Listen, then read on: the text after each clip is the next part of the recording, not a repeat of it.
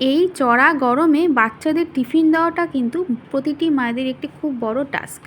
কিন্তু বাচ্চাদের তো টিফিন দিতেই হবে, সেটা খেতেও সুন্দর হতে হবে এবং হেলদি তো বটেই। তো চলুন আজকে একদম অন্যরকম একটি টিফিন আপনাদের সাথে শেয়ার করছি। মিষ্টি আলু দিয়ে আজকে টিফিন রেসিপিটা করে দেখাবো। এখানে আমি দুটো মাঝারি সাইজের মিষ্টি আলু নিয়ে নিয়েছি।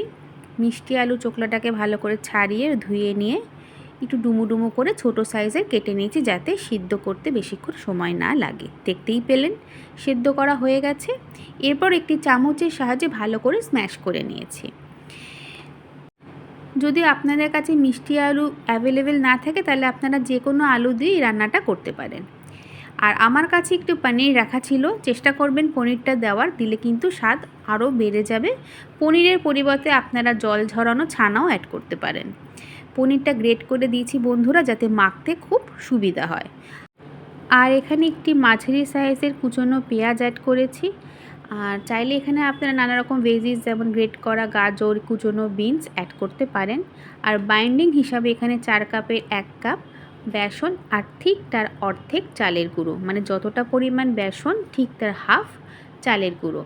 ঝালের হিসাবে একটু চিলি ফ্লেক্স, পরিমাণ মতো লবণ, আর স্বাদ অনুযায়ী একটু চাট মশলা। ভালো করে সমস্ত মিশ্রণটাকে প্রথমে আমি চামচের সাহায্যে প্রথমে মিশিয়ে নিয়েছি, তারপর হাত দিয়ে খুব ভালো করে। আর একটা কথা বলে রাখা ভালো বন্ধুরা, এই যে বাইন্ডিংটা করবেন, একটু আলুটা সেদ্ধ হওয়ার সময় যে গরম অবস্থায় থাকবে, হালকা গরম অবস্থাতেই মাখার চেষ্টা করবেন, তাহলে কিন্তু জিনিসটা কিন্তু খুব ভালো হবে খেতে। দেখুন মাখা আমার একদম কমপ্লিট। টিকিয়ার শেপ আনার জন্য আমি 2 হাতে অল্প একটু সাদা তেল মেখে নিয়েছি, যাতে শেপটা আনতে সুবিধা হয়, হাতে লেগে না যায়। দেখতেই পাচ্ছেন বন্ধুরা, এইরকম গোলাকার আকারে আমি করে নিয়েছি। আপনারা চাইলে যে কোনো শেপের করতে পারেন। আমি গোলাকার আকার করে নিয়েছি, ঠিক দেখুন এইরকম। এইভাবে প্রত্যেক কটা মিষ্টি আলুর টিকিয়া আমি করে নিয়েছি। 2টি মাত্র মিষ্টি আলু দিয়ে দেখুন কতগুলো টিকিয়া হয়েছে। এরপরের প্রসেসটা স্বাদ আনার জন্য এবং দেখতেও সুন্দর করার জন্য একটি টুইস্ট অ্যাড করেছি। চলুন স্কিপ না করে কিন্তু ভিডিওটা পুরোটা দেখতে হবে। একটি প্লেটে আমি প্রথমে বেশ খানিকটা সাদা তিল নিয়ে নিয়েছি।